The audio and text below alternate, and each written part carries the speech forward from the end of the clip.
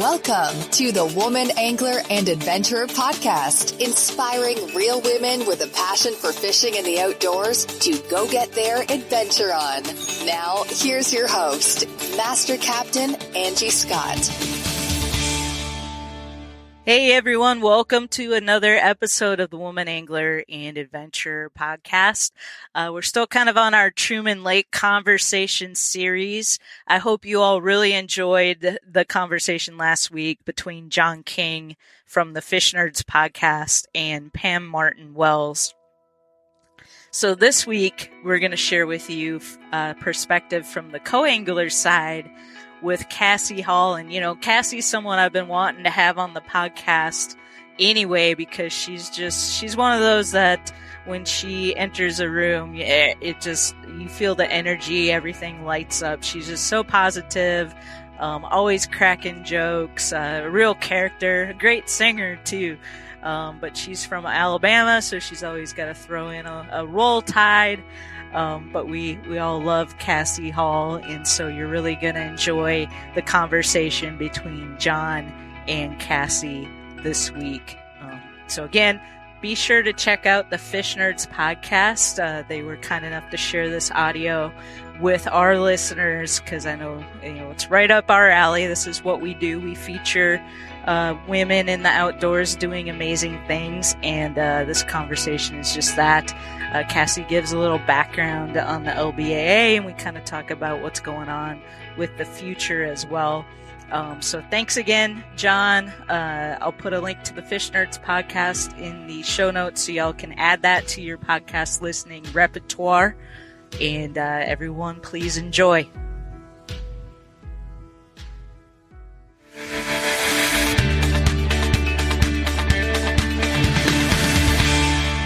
This is Crappie Hippie, your tree-hugging redneck from eastern Kansas, and I'm getting to sit down with co-angler Cassie Hall, and she is also the new member coordinator for the Lady Bass Anglers Association. Cassie, I got a lot of questions for what it's like to be a co, but first of all, explain to me kind of how you help these new anglers when they come into the club.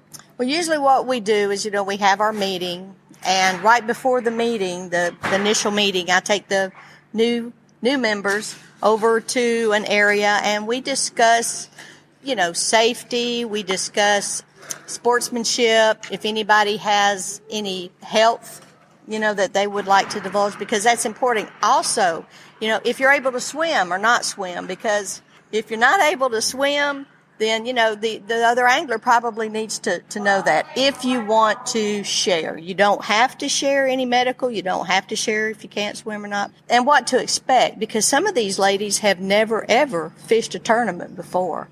I mean, we've had a lot of new people come in and fish that have never had tournament experience. As one of them is me. I mean, I never had any tournament experience. I was totally green when I came in. Well, this is a wonderful place to get your feet wet, since we're talking about falling in the water and who can swim and all that. But hate to use a cliche, but it really is. I get this again and again and again. The more I talk to people, and the more I listen about why there has been talk about, do we even really need women in men's leagues? And the consensus seems to be that yes, we do, because to get your feet wet, to get started, it's nice to have a sisterhood to get that start with. It is. And this sisterhood that we have here is unbelievable. I mean, we all are considered, we're family. We're all, and of course, when a family, you're all going to have your little pet peeves and stuff, or little arguments or whatever.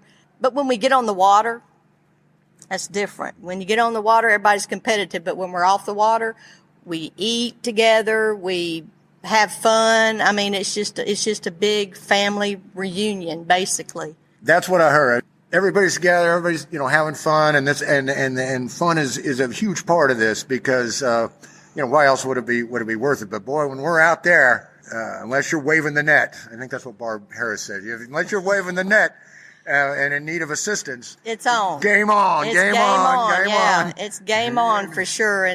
And these ladies are definitely very professional in every sense of the way, and can catch fish. I mean, you saw some of it today. Today at Truman Lake was really tough. But they came in with some bags, some good bags. Some real good bags. I mean, I was reading some of the Fish and Game reports, and they're saying, yeah, it's going to be another short year for the fish. It's going to be a lot of fish, but a lot of short fish out there. And yet I saw big fish here, some nice heavy bags, and you guys really seem to take this humongous reservoir and be able to break it down and produce some amazing catches. Yeah, today I fell a little short. Yesterday I had a nice 343, and today I had a .99. Lost a lot of fish, and as you mentioned, a lot of short fish. Lot of short fish. This fishery in about a year, I guess, maybe a year or two, with all those short fish with 14 and 7/8 and 14 and a halves, they are going to rocket in the next year or two. There are going to be some nice fish in these waters here. So I hope find you guys back in some sort of capacity. I hope so. Secret and Cheryl, two amazing ladies. If it hadn't been for Secret and Cheryl, the ladies here, we would have had nowhere to go and nothing to fish. So as far as women's tour. Explain to my Fish Nerds audience, who is Secret and Cheryl, and what's going on there? Secret York, she's from Kentucky, and Cheryl Bowden is from Texas. And they got together and decided to start a tour for women. And they did. I mean, and they both live in different states, and it has all worked out for the last 13 years, from 2010 until 2023. Those ladies have been amazing, and I can't thank the people, the staff. We have had so many different volunteers, and the staff that we have, it's just an amazing group of people that have made this tournament and tour possible. Well, it's a fantastic thing. You're just talking about people being professional. It's such an investment, and it goes beyond the cash. I mean, it's time. It's getting people to cover your home bases while you're out doing this. Pam told me, it really takes a tribe. It takes a family. It takes a group of people to make it possible. So whether you're in a big association or a small one or whatever, it's a climate of professionalism, because you're really dedicating yourself to coming down. Yeah. But no matter how much you're invested, the competition seems so very healthy, and fun seems to be a huge slice of that pie, and that's what I really like about it. It is, and the ladies that fish this, we're not making a living off this. Right. We're in the hole most of the time, all the time. We do this for the love of fishing. That's why we do it. It's not about the money. It's about the love of fishing. We all love to fish and hang out together, and that's what it's about. Well, if you love fishing fish tournaments, don't start a lure company, because your fishing days are over. So if you want to be a pro, this is the way to do it. Now, I want to ask you a few things about fishing as a co. All right? Let's talk about the pros and cons. Which one do you start with? Okay. We can start with the cons of being a co-angler. Let's start that way. The cons of being a co-angler. Where to put your stuff. It's kind of funny. The boaters, some of them, they'll kid you. They'll see you walking up with all these bags and about 8 or 10 fishing rods, and they're like, "Are you moving in?" We're like, "Well, yeah, you've got a whole boat.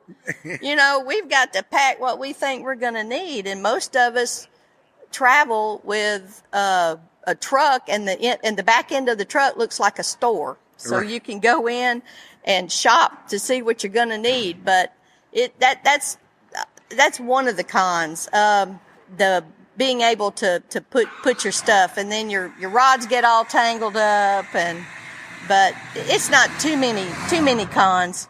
It's basically trying to handle and get your rods and everything all together.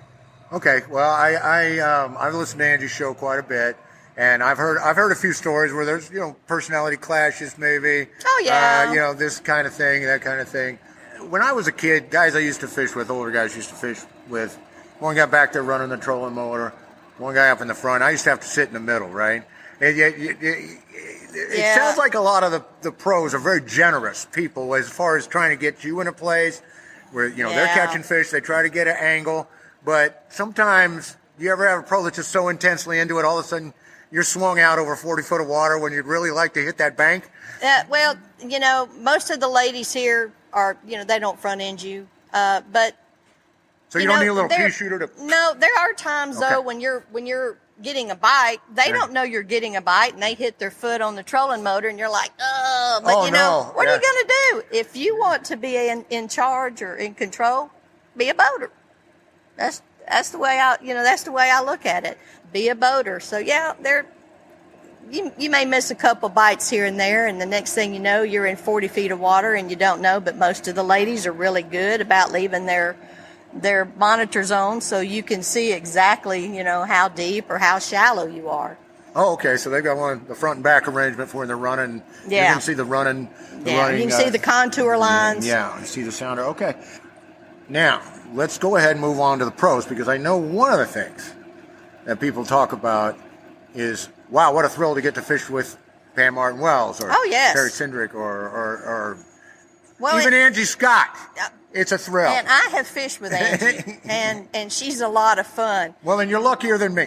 You haven't fished with her? I have not had the privilege. She needs to take you fishing. She sure does. She needs to take you fishing because she's quite an angler. She really is. And I have learned so much. If you want to learn, if you want to fish, this is my suggestion. Find you a tour and go as a co-angler. It is amazing what you can learn. I have learned so many different techniques. I never drop shotted in my life. Now, don't get me wrong. I really don't like to drop shot. But it's a slow way to fish. If there's a need to drop shot, I will drop shots. But it's not my favorite thing. I have learned how to rig baits different. I have so much knowledge from each individual because you've got one lady here that she frog fishes. I don't care if it's raining, if the sun is high in the sky and you got bluebird sky, she's going to throw that frog, and she's good at it. Her name is Linda Gessner, and she can flat frog fish. And she can bring up a strug on a frog when you think it's just craziness, huh? She's amazing. Wow. She's amazing with the frogs. I'm telling you, she's awesome with a frog. Well, see, you can tell this is a fishing podcast, because how many opportunities in life do you get to say she's amazing with a frog? Yeah. I mean, you're either talking about a biologist or a bass fisher, right? Right. This girl, she can Kermit. I call it Kermit because she can throw Kermit a mile and she can catch fish. That's amazing. That is fantastic. I heard one of the ladies say, "Oh, I've got a boat. I could come out here and fish pro, but here for the past few years I've fished co, just so I can fish with the different people." A fascinating perspective. That's the kind of thing that I find really interesting about the co-angling, is that you develop these partnerships, these friendships, these mentorships, these sort of a thing as you're going along. The mentorship, you can ask anybody. Now, they're not going to tell you what baits to throw. All right, when you get on the boat with a pro, some of them they're going to be a little sketchy until you get out on the water. Because after the meeting, we all meet with who we're going to partner up with, and some of them will say we're going to go fishing.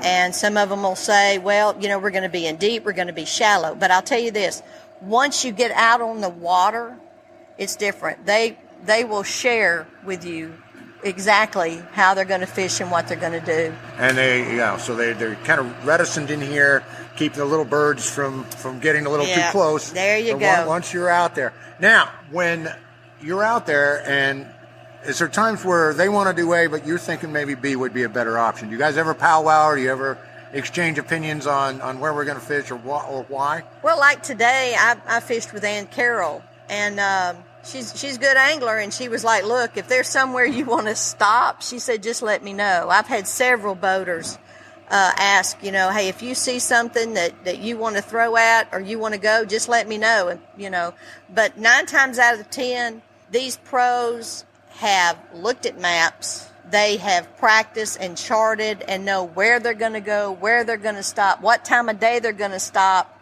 So it's pretty much charted out. But occasionally you'll have one that says, hey, it's not working today. You got any ideas? And yeah, you can give them a couple ideas, and they may take you up on it, or they may not.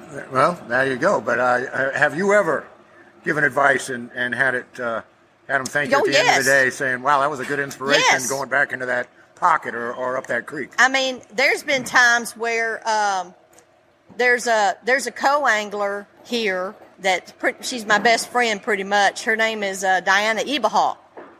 And when I first met Diana Ebahawk, I asked her, I said, "What do you do for a living?" And she says, "Well, we raise turkeys." And I said, "So you're a turkey farmer?" She's like, "Well, yeah." So she gets on a boat as a co-angler. And there have been times where the boater has started fishing like what she's doing, yeah. And she shares baits, and we've had the boaters share baits with us. So I mean, it does happen. It does happen. Well, I get a sense of pride, of shared pride, when you're a co and the boater does well, or vice versa. But of course, the biggest thrill is when you both do really well. Well, yeah, because you're not fishing against the person in the front of the boat. Exactly. So the boaters want the co-angler to do just as good as they do. They want you to catch fish. There's not anybody out there that fishes in the front of the boat in this tour that doesn't want their person in the back, the co-angler, not to catch fish. Well, it sounds like such a great place to get started. I've got a little friend that I haven't met yet, but this young lady that was on the Fish Nerds podcast. Her name's Rosie. She's 8 years old. She's a fishing prodigy. It's so great for her to have a whole different world than say when Pam started fishing, when you started fishing, oh, yes. when I started fishing. She has tours and heroes and precedent and things she can plan for, look up to, dream about, and see girls and women out there doing this. One of the things that Angie talked about growing up is how the magazines, the media was pretty much devoid, outside of a few notable people, of ladies at all. Oh yeah, I mean now you're 30% of the game. Yeah, I mean, a lot of people don't realize, Pam Martin Wells, she fished the Bassmaster Classic on Lay Lake. But before Pam Martin Wells, Kim Bain Moore, she's from Australia, and she actually lives in Alabaster, Alabama, and her husband have Reaction Innovations. She was one of the first ladies to ever fish the Bassmaster Classic Elites. She qualified from the WBT, and then the next year, Pam Martin Wells came along. She did really well on Lay Lake. She really did. Yeah. I was her marshal. Oh, and really? Yeah, I got it. Yeah, she did really good on Lay Lake. Well, that's just fantastic. I mean, the ceilings are being broke, one after another. Take as much time as you want. Final word from Cassie Hall. Tell us what's on your mind, or something you'd like to see, or the future of women's fishing. I don't know. Just what's on your mind, Cassie? I would love to see this tour continue. Like I said, Secret and Cheryl have put their heart and soul in this tour for 13 years. Wow. And it would be awesome if somebody would come in and help us out. Because if not, Bull Shoals, that would be it. And I may start tearing up because it's tough. It is tough. It seems like you've been just involved, clear up to your neck in this, and I would love to see it continue. I think, it's just a matter of finding the right people to get the sponsor support and to realize that this is an opportunity. This is an opportunity not just for, lure companies, but for clothing companies, for everything, all anything, kinds of things. Fishing industry, anything. I mean, it's the way to get the word out. Just somebody come in and help us out a little bit. Cause I sure hate to see it. I hate to see it end, especially for the younger generation. Yeah, they need a place to go. But I think because of people like you, no matter what betides with the LBAA, I have a feeling the same motivational forces that caused these ladies to create this tour will motivate other women to pick up the torch and carry on. And I hope someone does. I really do. Cause, I understand with Secret and Cheryl. I do. And, I applaud them because I know it's hard for them to lay it aside. Yeah. Yes, it really is. was a huge decision for them. It was a hard decision for them to do that. All righty. Well, thank you so much, Cassie. Everybody's kind of run out on us. Yeah, thank you for hanging around. I know it was a long, hot day out there. Oh, this has been great. Anytime that I can get and talk fishing, I'm there. Anytime Angie wants me to talk fishing, I'll talk fishing all day long. Wow, we are cut from the same cloth. Yes, Just we ask my are. wife. Yes, we are. Yes, we are. But I appreciate you letting me get on here and talk to you. And if anybody is ever out into Alabama, I'm in Alabaster, Alabama. Come by and stop in at Mark's Outdoors in Airport Marine and get you a boat. All right. Well, I'm going to Google map Alabaster, Alabama right away, just as soon as we're done. All right. Yeah, look me up. We'll go fishing. Well, thank you, Cassie. Thank you for taking Thank some you, time sir. to talk to the fish nerds. All right, and roll tide. Roll Tide. All right. All right. Thank you. You bet. Enjoyed it.